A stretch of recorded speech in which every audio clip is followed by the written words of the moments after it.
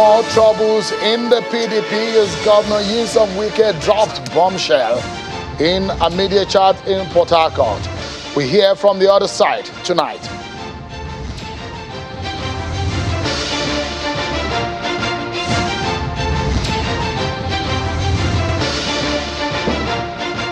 And university lecturers pushed back as they have appealed the judgment of the National Industrial Court today. What looks like another long-drawn battle between the federal government and ASUU.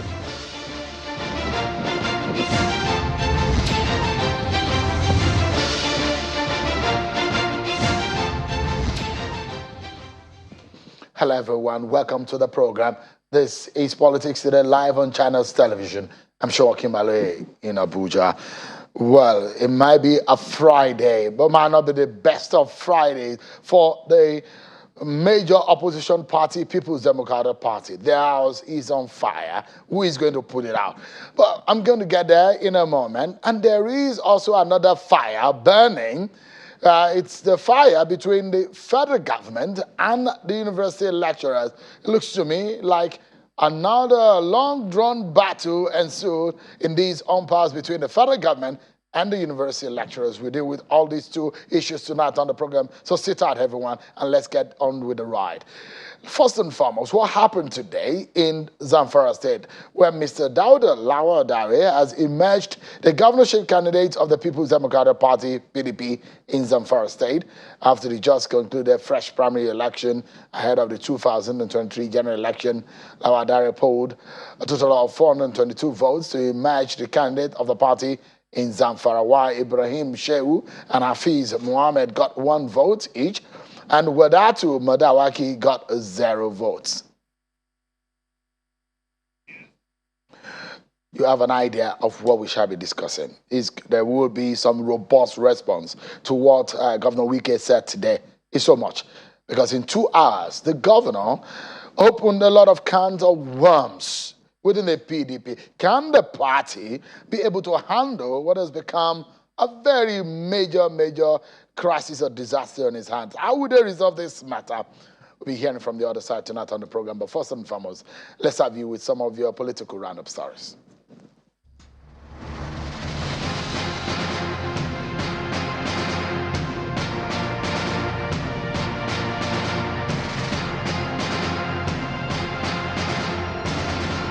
As part of efforts to deepen the nation's democracy, a former Senate President, Senator Pius Ayim, is advocating for a people-oriented government.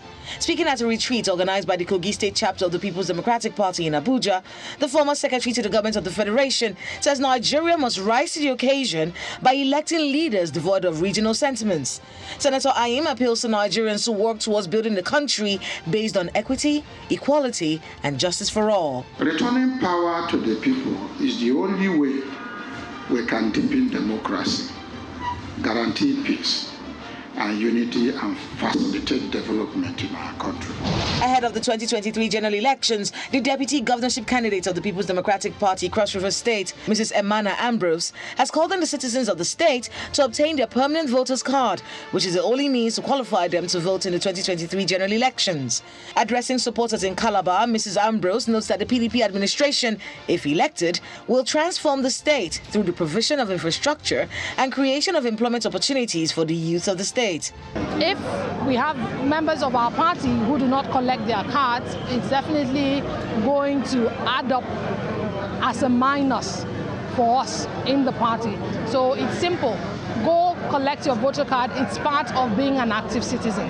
The APC Young Stakeholders, a support group of the ruling All Progressives Congress, are expressing optimism that the appointment of Governor Yaya Bello of Kogi State as the National Youth Coordinator of the APC presidential campaign by Senator Bola Tinubu is an indication that the youth will have a pride of place in Senator Tinubu's government. Addressing a news conference in Abuja, the spokesperson of the group, Mr. Aliyu Audu, describes Governor Bello as the right choice, stressing that his appointment is a further demonstration of Senator Tinubu's ability to identify individuals, regardless of religion, tribe, or gender, that has the wherewithal to deliver on any given task. A very long time, Nigerian youth have not been given their pride place in the society, especially in governance and public administration. But this is not going to be the case with Asiwaju government, as he recognizes the enormous potential in the Nigerian youth and middle age to build the Nigeria that works for everyone. A non-governmental organization in Sokoto State under the umbrella of Women in Politics Forum has condemned the continuous dominance of men over Nigerian women in nation's politics. Addressing journalists in Sokoto, the president of the forum, Ebere Ifendu, says recent research has shown a declining rate of women contesting for political positions. According to her, the recent list published by the Independent National Electoral Commission (INEC) has shown that the number of women seeking elective posts for president and National Assembly stands at 8.9% of the total candidates, and calls for more participation of women in politics. The Chief Justice of Nigeria, Justice Olukayode Ariwola, says training of judicial officers to handle cases of road crashes will now be top priority. The Chief Justice of Nigeria made the commitment in Abuja at the annual Road Safety Conference. Justice Ariwola says the idea is aimed at addressing the issue of road crashes and the attendant loss of lives, as he knows that it is time to be proactive by equipping judicial officers with the needed training for road safety cases. My concern primarily will be the training of judicial officers on the issue pertaining to road safety cases.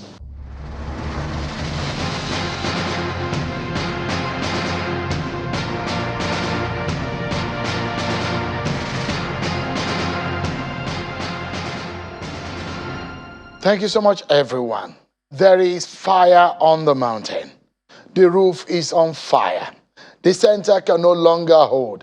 Different expressions you may want to use in describing or capturing what is currently going on in the People's Democratic Party. Whichever expression you use tonight may well capture or tell what is going on, especially for those of you who watched the live media chat with Governor Nyesom Wike earlier today. Now, from the looks of things, the reconciliation efforts between Governor Wike and the Atiku Abubakar camps appear to have totally collapsed and fallen on its face. Today, at a media chat on major TV networks, Channel Television aired the 2-hour conversation with Governor Nyesom Wike on the state of affairs of the People's Democratic Party. Governor Nyesom Wike opened some cans of worms. He went after the national chairman of the People's Democratic Party and also the candidate of the party on some of those things that he felt were injustices in the PDP. First, he said, Senator Yocha Ayu, he alleged that he received monies of up to R1 billion. Take a listen to Governor Wike say it himself. Ayu has opportunity to challenge me. I will name. I said I will name. I thought I was going to speak. I'm not speaking today. We're not even going to that moral, but even some of the governors can tell you. Look, will he deny the fact that he did not collect $1 billion from Lagos? Lagos. Yes. Who in Lagos? I will let him deny. I will tell him who gave him the money. Lagos. Yeah, Lagos not Lagos State government or the man. I'm talking about Lagos the money was individual. given to him in Lagos. Yes. For what purpose? He met one of the presidential aspirants and told him that he is not sure these governors may want to sponsor the party. Let Ayu say no. I would even call some of the businessmen and how the money was arranged in Lagos. That money did not enter to the account of PDP. Well, that is just one of several. But he also alleged that Senator Ayu exploited delegates and manipulated the presidential primary, which saw Atiku Abubakar emerge as a party's flag bearer for 2023. And here is the soundbite for you to listen to. A whole national chairman threatened some of the presidential aspirants at that time that if Wike wins, he was going to resign. In fact, he was calling aspirants to withdraw for Atiku Abubakar. Malam Muhammad is there. Saraki is there. Number one is there. Meetings and meetings and meetings we are called upon. You must withdraw. If not, we will lose. Wike will win. So that's about the issue is not about Wike. Nobody's fighting. It's not Wike, but it is we want to. So it took them. This is a national chairman of a party who is supposed to be the chief umpire. This was before the primaries. Yes, even at the grant of the primary. That was why we started the primary very, very late. The man was supposed to 10, 11. We started around 5:30 to 6. That was not the only one. Well, let me give you one more because of our time. Now, Mr. Wike also responded to one of the questions I posed to him about the election, whether if the election was conducted today, how will his party fare? He said he was not going to leave the PDP. And this is how Wike bore his mind on that subject. What Nigerians are saying, this party that promised all heaven and earth, we can't get it. The company has never been polarized like this before. Right? There has not been so much polarization like this before. And then, now you are not, instead of you to capitalize on that by doing the right thing, so you can continue to enjoy the support and win the election if it's called. As like I said, we have time. If the election is called, what we say today is it can't be today. Tomorrow, if the election is called, tomorrow, like tomorrow is what? Saturday. Right? And they allow themselves in this way. Nigerians won't come that us. And that's why we are taking it upon ourselves not to allow this opportunity to go. If we allow this opportunity, Nigerians are giving us, then we'll pay dearly for it. Now that's what I try to let people know. So, but for me, everything must be done to make sure the right thing is done for us to take the support of Nigeria. But if we say we'll continue this way and then take for granted that the APC have not done well, then we'll go in for a shocker. Governor Wike there. Now, this is just a few out of the things he said today. There's still a lot more. But that has generated a lot of controversies. Now, let me give you a background. It's become, for someone who does a daily political program on television every day, myself and my team, it was an Herculean task in getting anyone to speak on Atiku's team or on the side of the PDP officially to some of these issues. We had a feeling that there is a word out there to those who speak for Alhaji Atiku Abubakar, for them not to respond to these issues. Maybe because of the fear of the personality of Governor Wike and his personality in the party, as a chieftain of the party and a leader of the party in Rivers State, or perhaps one cannot totally tell some of the other reasons why they may not want to respond. But tonight, we're able to get one person to do that. I'm being joined by one of the presidential spokespersons of the PDP Presidential Campaign Council. I'm being joined by Dr. Daniel Buala, a lawyer, who joins us live here in our Abuja studio. Thank you so much, Mr. Buala, for joining us tonight. Thank you for having me, and good evening. It seems is there a gag for you guys not to respond? It's become so difficult to get any person it's not that very difficult for us. It's a difficult job to get this show done, right? But it's not always that difficult for us to get people to respond to this kind of issues. But why is there a gag? That speaks to the maturity with which our presidential flag bearer possesses and continues to pursue as a strategy for reconciliation. Did he say you guys should not talk? Yes. No, he didn't say we shouldn't talk. He said nobody should engage with Wike to the point of insulting him or denigrating him.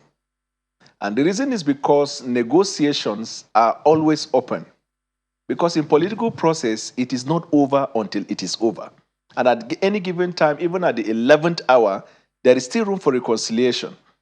But the reason why I am here tonight especially because the meeting of today, so much was said. So much was said to the point where, just like you talked about it, we've had a lot of people who wanted a reaction. And the quietness is sort of suggesting to the people as though the party, for all intent and purposes, has offended Wike, and all the facts as adduced by him are correct. Like we said, and we have always said it, it bears repeating. Wike is one of our pride because Wike is PDP through and through. Everything Wike has and he is today is because of People's Democratic Party. In other words, he is a beneficiary of the party. And we're proud that apart from benefiting from the party, he has also demonstrated that he's somebody who believes and is acting out development, in the party. However, there are so many facts that needs to be clarified, and we think that it will be necessary for the purposes of history and posterity that we clarify that. Let's take them one after the other. Right. In all of the almost 2 hours of conversation, there was a word that came out clear and glaring, and that is betrayal. There was an underlining sentiment of betrayal between relationships and distrust also between the relationship of Mr. Wike and Mr. Atiku Abubakar, Mr. Tambuwal, Senator Yocha Ayu, and some other elements within the rank and file of the PDP. That is challenged your candidate to say, these are the things that he said to him. He said to him that Senator Yocha Ayu should leave. That, telling Governor Wike, according to what Governor Wike said in that conversation, that Senator Yocha Ayu would have to leave. Right. And also, Senator Yocha Ayu is no longer, it's not a secret that he said it in the media, that he would leave should there be an emergence of a presidential candidate of a northern extraction. These are some of the issues. And he said, these are distrust, these are betrayal of the statement these persons have made. Well, let me put it this way. I think that probably only today he's mentioning the individuals you've just mentioned their names. But I know in the past, he has also mentioned people like the entire governors of the South when he said his own brothers betrayed him. Before then, he has also said that governors in the Southeast betrayed him at some point. He has, in the past, said Dave Umahi, who left the party, betrayed him. He has said Ben Ayade of our party also betrayed him, that left the party to APC. It appears to me that everybody around him has betrayed him as long as he doesn't have his way, and that is with the greatest respect to him. Because if I take you back memory lane, you will believe with me that, you will agree with me, that all the parties, the chairman of the party that have come, at least the last 3-4 chairmen of the party, he brought them. And there were times when he had a problem with them and he insisted they have to go. So why is it that everybody is betraying you in life? He has recently said, even some of the stakeholders in his own state, people like Limeba, Senator Limeba, of course, you have Celestine Omeha, you have Okpara, and you have Dakuku and the rest. He said they betrayed him. These are his strongmen.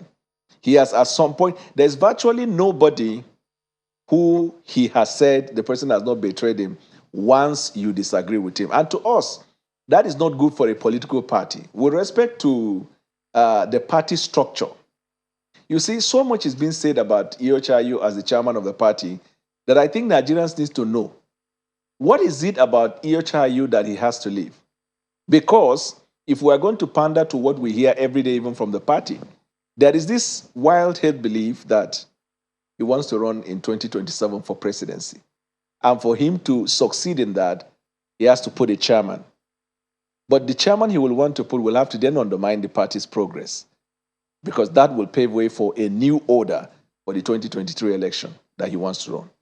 Those who say that, I never said that, but those who said that have furnished facts to support it. For example, Peter Obi moved to Labour Party, and the Obedient movement came as a result of the conduct of Governor Wike, because Peter Obi was frustrated out of the party in Anambra State by Chris Uba, owing to the position that was held by Governor Wike, as people are saying. The whole gamut of power zoning here or there started with Governor Wike. He virtually had everything he wanted. He brought this chairman. And when a discussion was being done in the party that power should be zoned, I recall very well, Atiku Abubakar said if the power, he was inclined, if it was going to be zoned, he was inclined that it should be zoned to either southeast or northeast. Because he said these are the two geopolitical zones that have not benefited. Then he said if it was ever zoned to the southeast, he was not going to run. The movement then was it should be micro-zoned to the southeast among stakeholders from the southeast. He frustrated it because he was interested. He influenced the emergence of leaders that sat in committees, whether committee for party position or committee for elective office. At his behest, a recommendation was made that it should be thrown open, evidently because he is not from the southeast. That led to the departure of Peter Obi. Otherwise, Peter Obi today, if the zoning thing was followed, Peter Obi, or probably the former SGF, would have emerged as presidential candidate of the party. But the argument on Wike's team, is a bit different from what you've just analyzed. That in fact, the blame, the exit of Peter Obi and Kwankwaso from the PDP on Iyorchia Ayu. And that when they got a signal, that the party got a signal that these two people were going to leave, that the national chairman just dismissed them and felt that they didn't matter in the scheme of things and allowed them to go. So you are blaming the exit of Peter Obi on Wike now. Yeah, I am saying that positions that Governor Peter Obi has held in the past at every given point, like the shifting of the goalposts, has had its own consequential effect on members of the party. The idea that frustrated Peter Obi out was because there was never going to be an opportunity for the Southeast. If there was, he would have stayed, no matter what, because he believes in his popularity. When it was in fact zoned, when it was in fact opened, Atiku decided to participate. Because if you leave it open, that means everybody has a right to participate. During the electioneering process, if you recall, and I think media, they've covered it, Governor Wike was overwhelmingly convinced that he was going to win. You recall he went around the country. On that day, you remember what he said? I am a loyal party member. I will abide by the decision of the party, whichever way it goes. I will support the party and I will support to its success. So when you talk about betrayal, you also need to look at whether you have betrayed yourself, betrayed the party, or betrayed the people. You see, because the political party is a party of everyone. Let me tell you something about life. Because he's a Christian, I will probably have the luxury of quoting scripture. Otherwise, I would have considered sensibility. The scripture says God gives power to whomsoever he will. The minute you start playing, it's good to be rich and to be stupendously rich and to be helpful. But the one thing that God does not share is when you begin to take his place. How do you take the place of God? Where nothing moves except you are in it. Nothing moves except you direct it. I'll give you an example. He talks about equity, fairness, and justice. That has been the cliche and the hallmark of his campaign. But in his state, the chairman of the party and the governorship candidate are from the same senatorial district. In his state, the very individual that decided to pick a form to run for Senate when he has not given the approval, what happened to the person? The person was held in custody.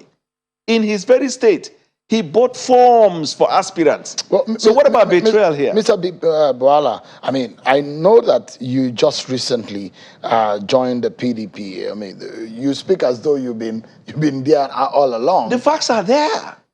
The facts is like are these stories are being told to you, or the ones that your principal, the candidates, had briefed you about? The last thing the principal will ever have to discuss with me is about anybody in the party. But let me tell you, you are a journalist, you're here. You probably know more than I do in respect of facts.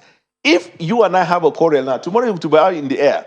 Are you saying if somebody reading it in television or in newspaper tomorrow, just because he's not a member of our party, he does not have the authority to quote and cite it? These are not empirical facts. These are not a circumstantial evidence. You see, like you're meeting with him today, 80% of what you were saying was hearsay, hearsay, hearsay. I'm speaking to facts that you can call. For example, if I said stakeholders of his party in his state, he has had issues with them.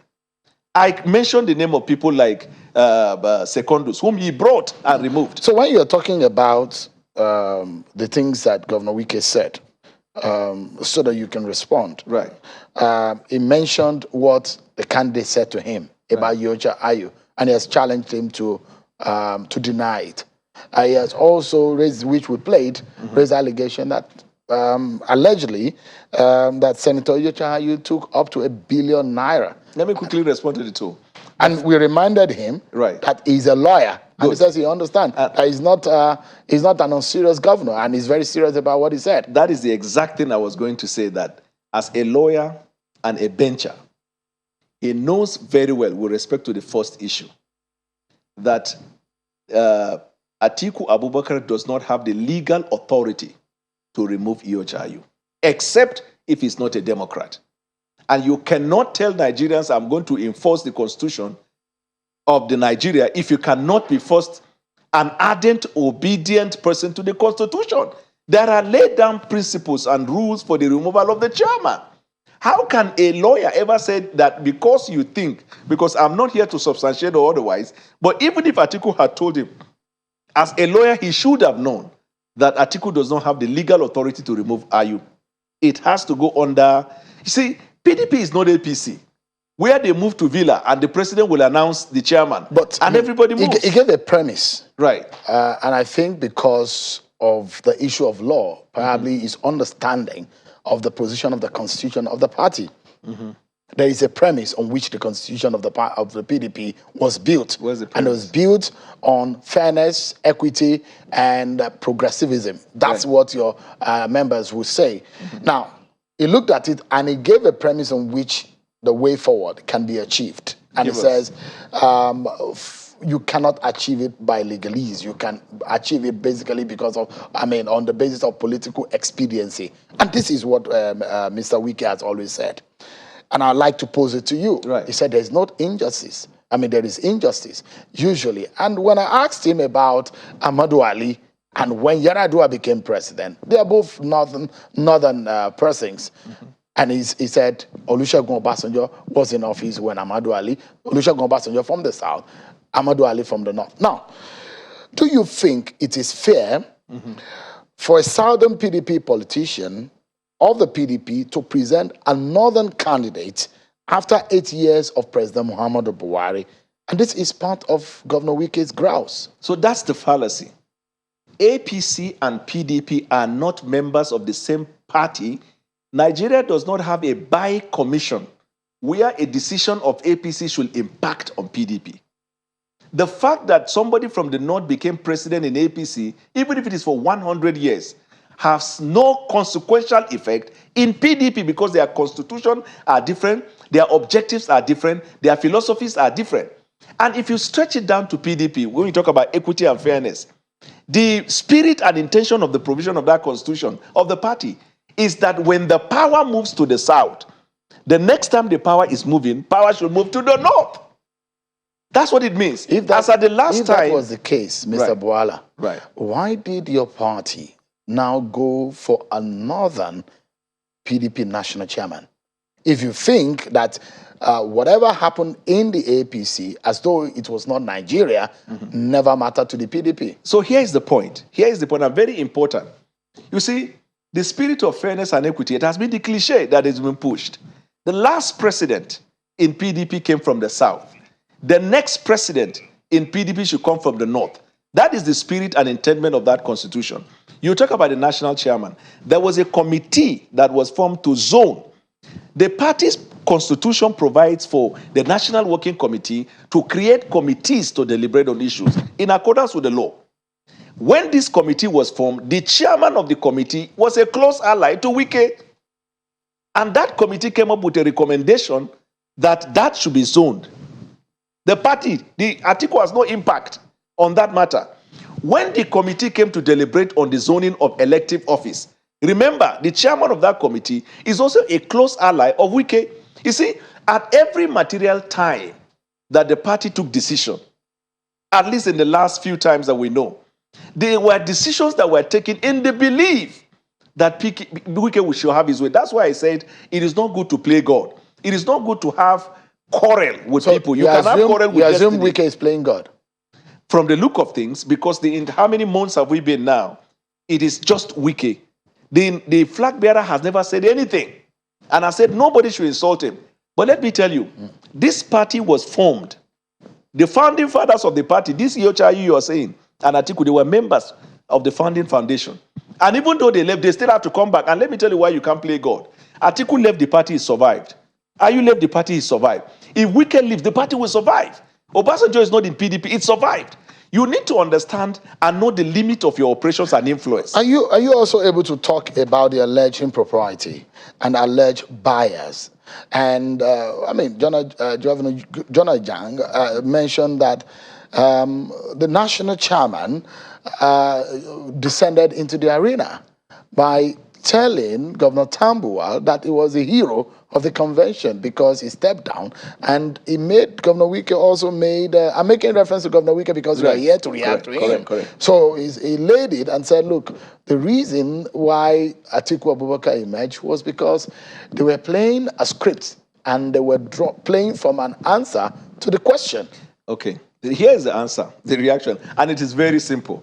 That kind of argument is also laughable. You influenced the coming of the chairman. So at what point did you lose him?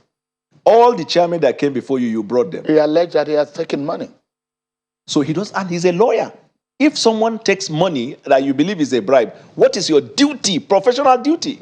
Is to report to the law enforcement. He said he has evidence. Are you challenging him to provide the evidence? He is to report to the law. It's not just producing, report to law enforcement. And he who comes to equity must also come with clean hands. But let me quickly address that point of they played answer to the question or question to the answer. You see, the process that led to the emergence of Atiku was fair and transparent. Everybody could tell. His anger is that somebody walked up to him, to Tambuwal, and told Tambuwal, you're the hero of the convention.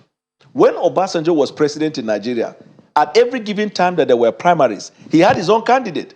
You have a right to have your preferred candidate. The most important thing is don't screw the process. Okay, let me don't ask influence you. this so process. Now the thing is that the question that some of the leaders on this other side are saying, on what premise would your party go to Nigerians with a northern presidential candidate, a northern national chairman? How would you tell Nigerians that you are truly a Nigerian political party? Unfortunately, this is being used by politicians, but the Nigerian people, they already know politics and they know what they want.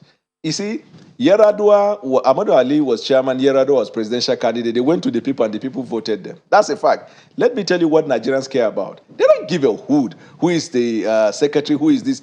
Political party can have all of that in order to synergize and have a front heading to the election.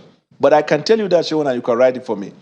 In 2023, when these Nigerians go to the vote, what they will be looking at is the security of their lives, is the welfare of their children, is the education of their children, is the dismal and abysmal performance of APC. What about the alleged marginalization of some section of the country? That is what APC did, which they will correct when they go to the poll. PDP has no, you see, the last politician I can say that boldly in Nigeria you can look at or point at and say he's discriminatory or he's an ethnic champion is Atiku Abubakar. Look at his business, look at his politics, look at everything. All right. Let me, on the final note, Mr. Bwala, Governor Wike has said the way out is to resolve this using political expediency measures to resolve what he says.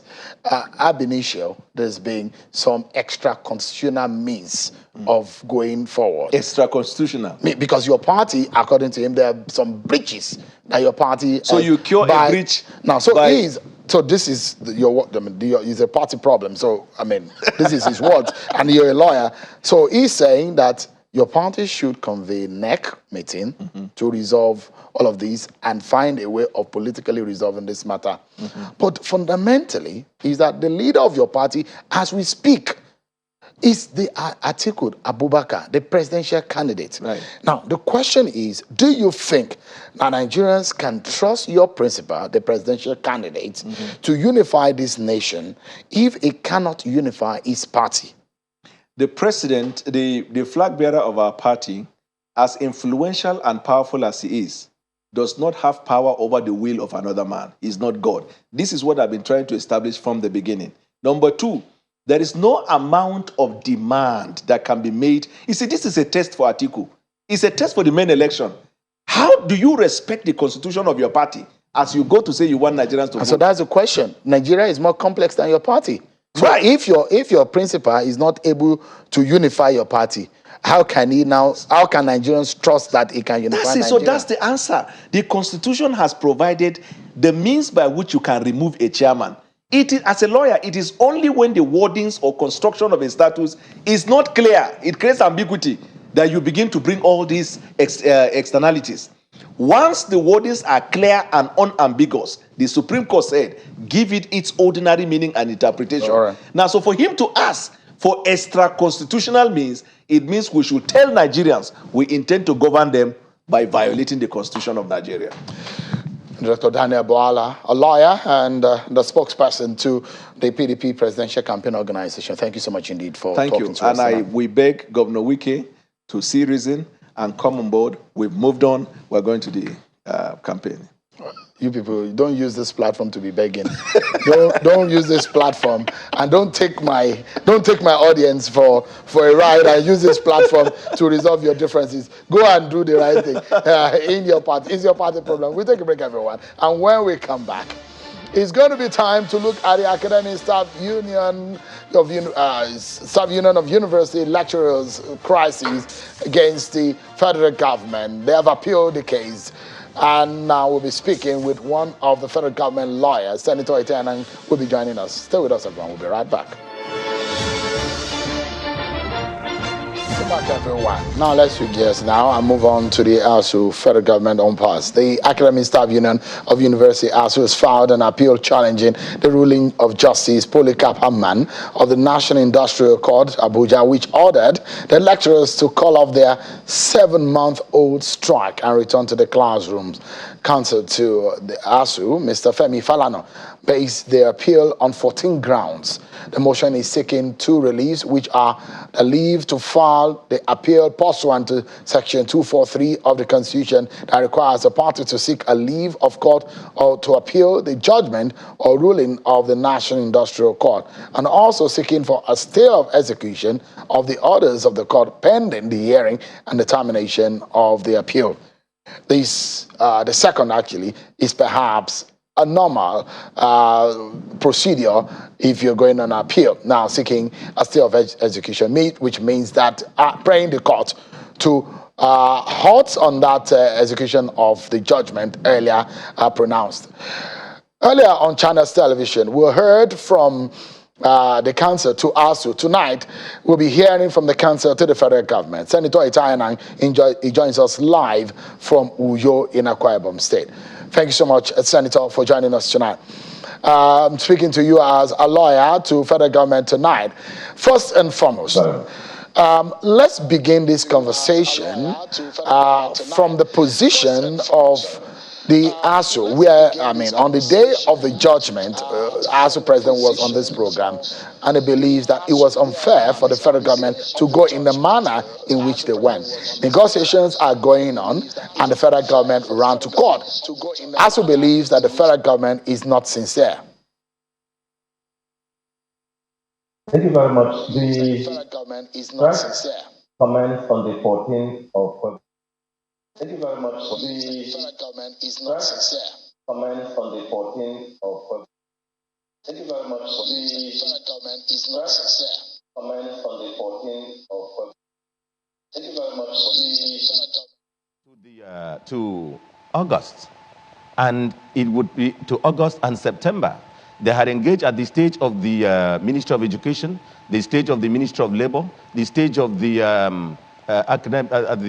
National Universities Commission. They engaged with the Conference of Vice Chancellors, Conference of Chancellors, and Body of Pro Chancellors. It's engaged with several serious Nigerians have engaged, and Nigerian students have lost 7 months, and it would be unreasonable if the federal government considered that it would not do anything about this. It was on the basis of this that the Honorable Minister of Labor, His Excellency Chris Nwabweze Ngige, considered it appropriate, invoking the provisions of Section 17 and 18 of the Trade Dispute Act, which authorizes him that when negotiations has collapsed and he has an adequate time is being given, and he should refer the matter to the National Industrial Court for determination.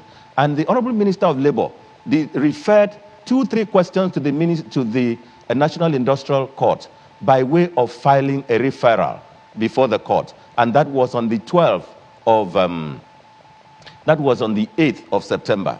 On the 12th of September, we were in court, or thereabout, and we presented the matters. The Honorable Court, presided over by His Lordship Honorable Justice Herman Polycarp, directed that that the parties should file affidavit of fact. And we had to file affidavit of fact, fleshing it with our application. We had earlier filed an application for interlocutory injunction. And so the question that the Honorable Minister of Trade has raised, as authorized by the Section 17 and 18 of the Trade Disputes Act, and further strengthened by the Trade Disputes Essential Services Act, are for the court to determine whether, in view of Section 43 of the Trade Disputes Act, which says that when the workers are on strike, that they shall not be paid, whether the Academic Staff Union of Nigeria are entitled to be paid salary for the period which they did not work and when they were on strike. Because ASUU is saying that part of the almost every other thing having been complied with, that the federal government has to pay them for the period during which they were on strike. And Section 43 of the Trade Dispute Act says that any person on strike shall not be paid during the period of the strike. So the Honorable Minister referred this to the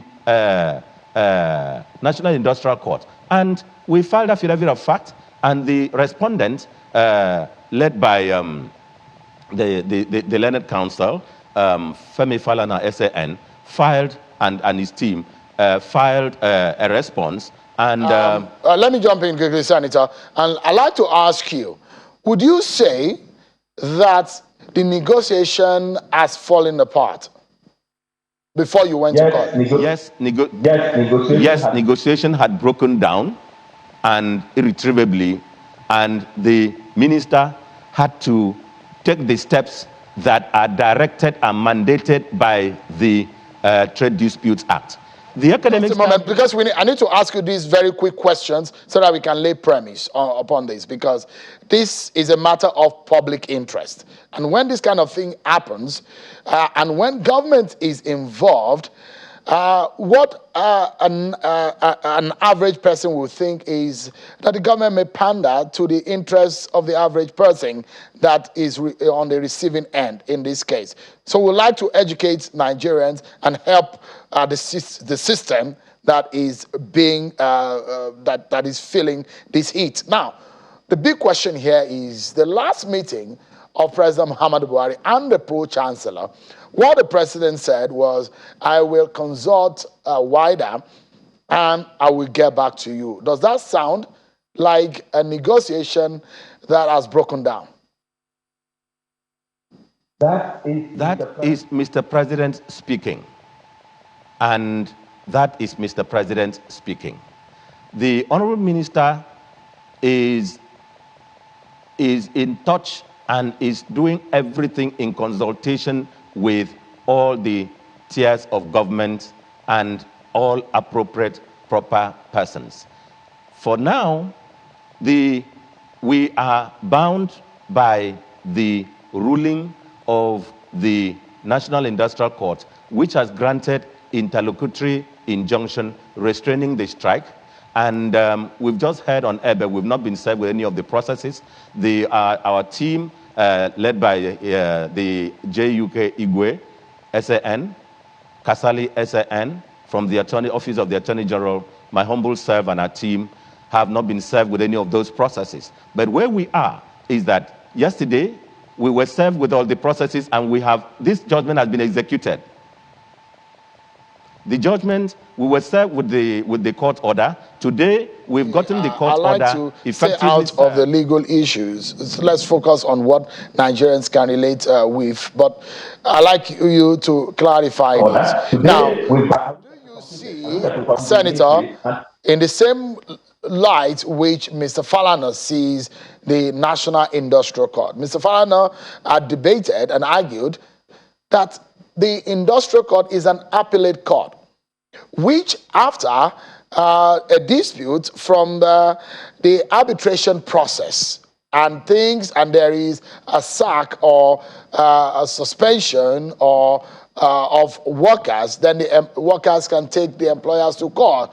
That the arbitration process was still on. It has not gotten to the point of the National Industrial Court having the jurisdiction or the locus to sit on this matter.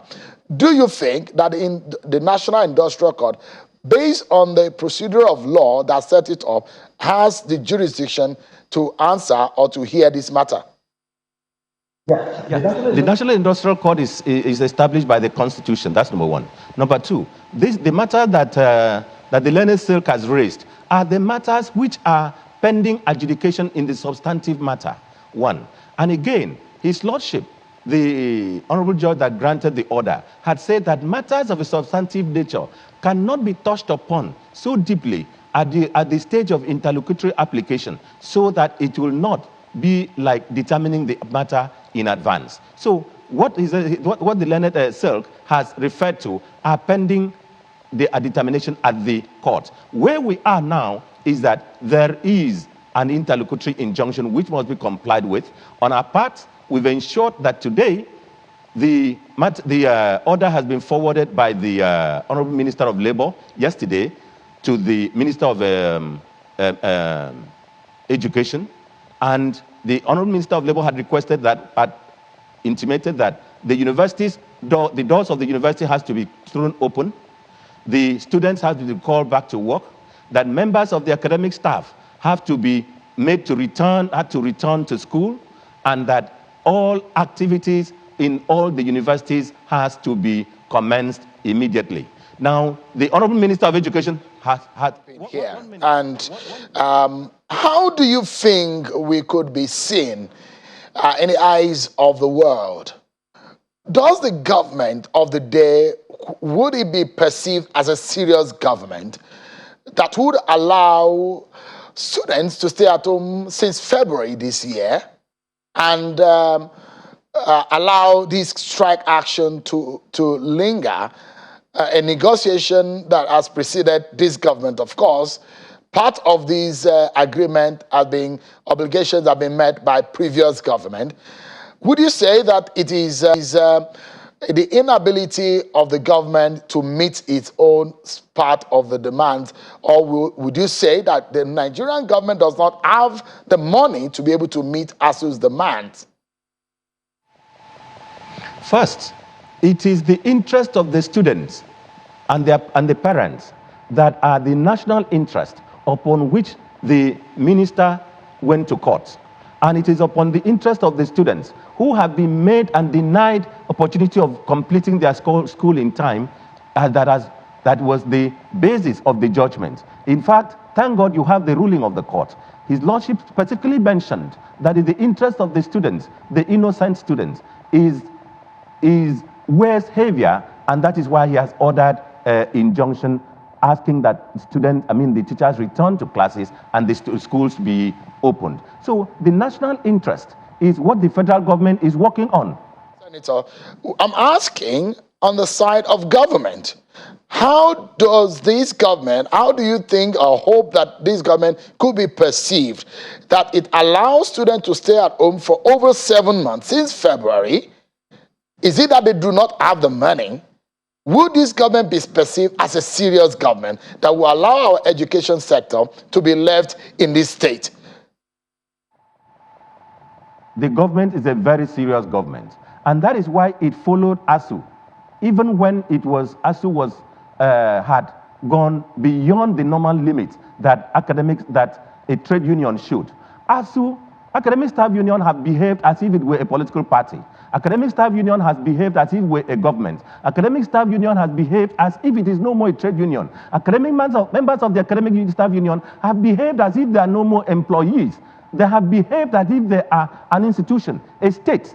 So the federal government has tolerated ASUU for almost too long. That is why you are seeing a situation where other unions are springing up in the universities, seeking to be registered. And I want to say I apologize. I hope I'm not exceeding my brief as counsel in this matter.